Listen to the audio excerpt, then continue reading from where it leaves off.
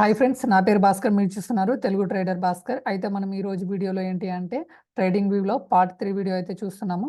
Part 3 అంటే మీరు strategies కాదు ఇవి, కాకపోతే ఇండికేటర్స్ గురించి, ఇండికేటర్లో స్ట్రాటజీస్ అనమాట. థర్డ్ ఇండికేటర్ గురించి అయితే మనం తెలుసుకుంటున్నాము. ఈ ఇండికేటర్ నేమ్ వచ్చేసి మీరు క్లియర్గా చూడండి, మార్కెట్ స్ట్రక్చర్ అనమాట.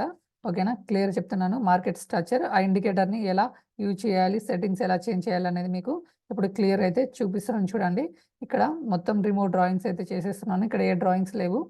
మనము ఇక్కడ చూడండి, మనం ఫస్ట్ నిఫ్టీ అండ్ బ్యాంక్ నిఫ్టీలో చూద్దాము. అదేవిధంగా తర్వాత స్టాక్లో కూడా ఇదే స్ట్రాటజీని వర్కౌట్ అవుతుందా లేదా చెక్ చేద్దాము. దానికోసం అయితే ఇప్పుడు నేను బ్యాంక్ నిఫ్టీని అయితే చార్ట్ని అయితే ఓపెన్ చేశాను. ఈ ఇండికేటర్ని ఉపయోగించే ముందు ఒక 2 కండిషన్స్ అయితే చూడండి. మీరు 3 మినిట్స్ అండ్ 5 మినిట్స్లో మాత్రమే ట్రేడ్స్ అయితే తీసుకోవడానికి ట్రై చేయండి. స్కాల్పింగ్లో వర్కౌట్ అవుతుంది. బట్ స్కాల్పింగ్ కాకపోయినా సరే మనకి ఎక్కువ ఎంట్రీస్ అయితే రావు. ఓన్లీ డైలీ 1 ఆర్ 2 ఎంట్రీస్ మాత్రమే వస్తాయి. వెరీ రేర్గా వస్తాయి. ఎంట్రీస్ వచ్చినప్పుడు మాత్రం 100% అయితే వర్కౌట్ అవుతాయి. మ్యాక్సిమం కొన్ని రోజులు పేపర్ ట్రేడ్ చేసిన తర్వాతనే ఇవి ప్రాక్టీస్ చేయండి. ఈ వీడియో ఓన్లీ ఎడ్యుకేషనల్ పర్పస్ కోసమే, ఓన్లీ రికమెండేషన్ అయితే ఏం చేయట్లేను. క్లియర్ అయితే చూడండి. ఇప్పుడైతే మనమైతే జస్ట్ వెయిట్, డిస్క్లైమర్ కూడా ఒకసారి చూపిస్తాను మీకు. క్లియర్ అయితే చూడండి, డిస్క్లైమర్ వచ్చేసి ఓన్లీ ఈ కంటెంట్ ఎడ్యుకేషనల్ పర్పస్ కోసమే. ఇప్పుడైతే చూడండి మీరు, మనం ఇండికేటర్ నేమ్ వచ్చేసి మార్కెట్ స్ట్రక్చర్. ఓకేనా, బ్రేక్అవుట్. ఈ ఇండికేటర్ని అయితే ఉపయోగించండి. క్లియర్ చూడండి. ఆ ఇండికేటర్ గురించి ఏమైనా డీటెయిల్స్ కావాలంటే ఇక్కడ చూడొచ్చు. బట్ దానికోసం నేను ఇండికేటర్ డీటెయిల్స్ అయితే చెప్పడం లేదు. జస్ట్ మనం దాన్ని ఎలా యూజ్ చేయాలి, ఎలా ఎంట్రీస్ తీసుకోవాలనేది మాత్రమే మీరు దానిపైనే ఫోకస్ చేయండి.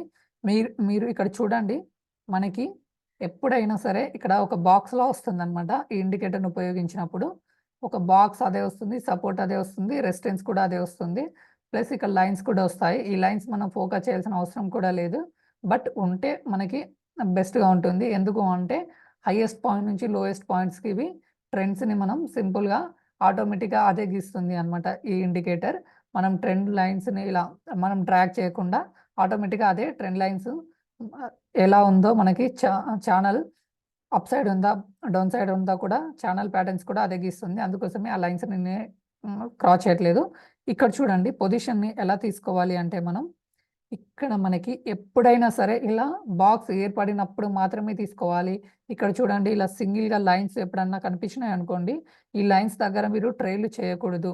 క్లియర్గా చూడండి, లైన్స్ దగ్గర మీరు ట్రైల్ చేయకూడదు. ఇలా డబ్బా మాత్రం వచ్చినప్పుడు మాత్రమే ట్రైల్ అయితే తీసుకోవాల్సి ఉంటుంది. ఈ డబ్బాలో ఏ క్యాండిల్ అయితే మనకి అప్ సైడ్ కనుక, డౌన్ సైడ్ అయితేనేమో రెడ్ కలర్ బాక్స్ని డౌన్ చేసి కిందికి వస్తుంటే ఆ క్యాండిల్ లోలో మనం పొజిషన్ తీసుకొని హైలో మనం ఎస్ఎల్ అయితే పెట్టుకుంటాము. డౌన్ సైడ్ అయితే అదే కనుక మనకి అప్ సైడ్ కనుక వచ్చింది అనుకోండి, అప్ సైడ్ కనుక ఈ క్యాండిల్ హైలో మనం ఎంట్రీ తీసుకొని ఈ క్యాండిల్ లోలో అయితే స్టాప్ లాస్ అయితే పెట్టుకుంటాము. ఇందులో చిన్న సెట్టింగ్స్ ఉన్నాయి, అది కూడా మీకైతే క్లియర్గా చూపిస్తాను. చూడండి, ఇక్కడ ఆ సెట్టింగ్స్ చూసే ముందు ఇది ఎలా వర్కౌట్ అవుతుందో చూడండి. ఇక్కడ మనకి 48,530 దగ్గర కనుక మీరు పొజిషన్ తీసుకుంటే మీకు ఎస్ఎల్ వచ్చేసి 48,560. ఓకేనా, 30 పాయింట్స్ అయితే మీకు ఎస్ఎల్ ఉంది.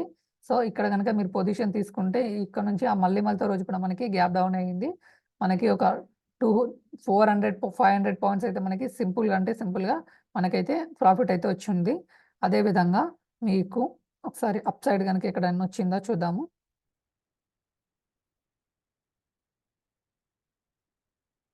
ఇవి మనకి ఎంట్రీస్ మాత్రం వెరీ రేర్గా వస్తాయి. రేర్గా ఎంట్రీస్ వచ్చినా కానీ మనకి ప్రాఫిట్స్ మాత్రం హై లెవెల్లో వస్తుంటాయి. సో మనకి ప్రాఫిట్ ఎక్కువ ఉంటుంది, రివార్డ్ కూడా ఎక్కువ ఉంటుంది. సో మనకి 3 మినిట్స్లో దొరికినప్పుడు మనం 5 మినిట్స్లో అయితే చూడాల్సి ఉంటుంది. మీరు 3 మినిట్స్కి, 5 మినిట్స్కి, 15 మినిట్స్కి చేంజ్ చేస్తూ ఉండండి చార్ట్ని, మీకు క్లియర్ అయితే అర్థమవుతుంది. ఇక్కడ చూడండి, మనకి 5 మినిట్స్లో ఈరోజు మనకి ఇక్కడ ఎంట్రీ దొరికింది. ఎంట్రీ దొరికిన వెంటనే ఈ క్యాండిల్ హైలో కనుక మీరు కనుక తీసుకున్నారు అనుకోండి, 47,690 దగ్గర మనకి ఓన్లీ 30 పాయింట్స్ మనకి ఎస్ఎల్ వచ్చింది. ఇక్కడ నుంచి మనకి టార్గెట్ చూడండి 300 పాయింట్స్ అయితే మనకి సింపుల్గా 300 పాయింట్స్ అయితే మనకి టార్గెట్ అయితే రీచ్ అయిపోయింది. ఇక్కడ నుంచి ఇక్కడ వరకు. ఇక్కడ చూడండి, ఈ రో నుంచి ఇక్కడ నుంచి మనకి ఇంతవరకు మనకి ప్రాఫిట్ అయితే వచ్చింది. అదేవిధంగా మీరు ఇమ్మీడియట్‌లీ డౌన్ సైడ్ అయితే ఇలాంటి పొజిషన్‌లో డౌన్ సైడ్ మాత్రం అస్సలు తీసుకోకూడదు. ఇంతకు ముందుకు స్ట్రాటజీ 2లో చెప్పినప్పుడు బ్రేక్‌ఔట్స్ చెప్పాను కదా! ఇవి బ్రేక్‌ఔట్స్ కిందకి మాత్రం రావు. క్లియర్‌గా మళ్ళీ ఒకసారి చెప్తున్నాను. పార్ట్ 2 వీడియోలో సెకండ్ స్ట్రాటజీ చెప్పిన వీడియోలో మీకు అవి బ్రేక్‌ఔట్ స్ట్రాటజీ చెప్పాను. ఇది కూడా బ్రేక్‌ఔట్ అనుకోని యూజ్ చేసుకునేరు. ఇది మాత్రం బ్రేక్‌ఔట్‌కి సంబంధించింది కాదు. క్లియర్ అయితే చెప్తున్నాను చూడండి. వీటిని మీరు నిఫ్టీలో కూడా ఒకసారి అయితే చూపిస్తాను. అదేవిధంగా ఒక 2, 3 స్టాక్‌లలో కూడా ఎలా వర్కౌట్ అవుతుందో మీరు క్లియర్ అయితే చూడండి. మీకే క్లారిటీ వస్తుంది. ఇక్కడ చూడండి. ఈరోజు మనకి 26 డిసెంబర్ రోజు మనకి ఎంట్రీ దొరికింది. ఈ క్యాండిల్‌లో మనకి ఎంట్రీ అయితే దొరికింది చూడండి. ఇక్కడ ఈ క్యాండిల్‌లో మనకి ఎంట్రీ అయితే దొరికింది. ఇక్కడ బ్రేక్ అయిన తర్వాత మనం గనక ఇక్కడ తీసుకున్నాం అనుకోండి 21,376 దగ్గర మనం ఎంట్రీ తీసుకుంటే మన ఎస్ఎల్ వచ్చేసి ఒక 20 పాయింట్సే ఉంది ఇక్కడ. ఓకే. ఒకవేళ ఇక్కడ ఎస్ఎల్ హిట్ అయినా మళ్ళీ రీ ఎంట్రీ అప్ సైడ్‌కే వచ్చింది. ఫస్ట్ టైమ్ ఎస్ఎల్ హిట్ అయింది. తర్వాత ఇమ్మీడియేట్‌గా మళ్ళీ మనకి ఎంట్రీ దొరికింది. ఇక్కడ నుంచి మనకి 150 పాయింట్స్ అయితే అప్ సైడ్‌కి అయితే మూవ్ అయింది. మనకైతే వచ్చేసింది క్లియర్‌గా. టార్గెట్ అయితే మళ్ళీ రోజు కూడా బిగ్ గ్యాప్ అప్. అదేవిధంగా మనకి ట్రెండ్ మొత్తం ఒకటే సైడ్ వెళ్ళిపోయింది. ఇక్కడ చూడండి. సో, మళ్ళీ డౌన్ ట్రెండ్ ఇక్కడైతే మనకి స్టార్ట్ అయినప్పుడు మనకి ఇక్కడ సిగ్నల్ అయితే వచ్చింది. ఇక్కడ డే క్లోజ్ అయిపోయింది. ఆ తర్వాత రోజు కూడా రేంజ్ బౌండ్ మార్కెట్ అయితే నడిచింది. సో, రేంజ్ బౌండ్ మార్కెట్‌లో కూడా ఇక్కడ లో సైడ్ గనక మీరు గనక ఈ క్యాండిల్ లోలో గనక పొజిషన్ తీసుకుంటే ఇక్కడ నుంచి ఇక్కడికి ఒక 50 పాయింట్స్ అయితే మనకి సింపుల్‌గా 50 పాయింట్స్ అయితే స్కాల్పింగ్ ట్రేడ్ అయితే దొరికింది. ఇది ఓన్లీ మనకి రేంజ్ బౌండ్ మార్కెట్‌లో కన్నా వోలటాలిటీ ఉన్న స్టాక్స్‌లో అయితే ఇంకా మంచిగా వర్కౌట్ అవుతుంది. ఈ స్టాక్ ఇదొచ్చేసి ఈ స్ట్రాటజీ. ఈ స్ట్రాటజీని మనం వోలటాలిటీలో ఎలా యూజ్ చేసుకోవాలో ఒకసారి అయితే మీకు చూపిస్తాను చూడండి. ఇక్కడ బజాజ్ స్టాక్‌లో గానీ, లేకుంటే ఐటీసీ స్టాక్‌లో గానీ దీన్ని చూపించడానికి ట్రై చేస్తాను.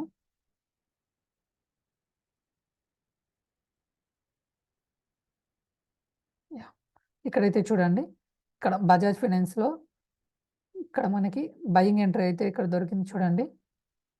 27 డిసెంబర్ రోజు బయింగ్ ఎంట్రీ దొరికింది. 7,220 దగ్గర మనకి ఎస్ఎల్ వచ్చేసి 220 పాయింట్స్ అయితే ఎస్ఎల్ ఉంది. ఇక్కడ నుంచి మనకి సింపుల్‌గా మనకి 50 పాయింట్స్ అయితే టార్గెట్ అయితే హిట్ అయింది చూడండి.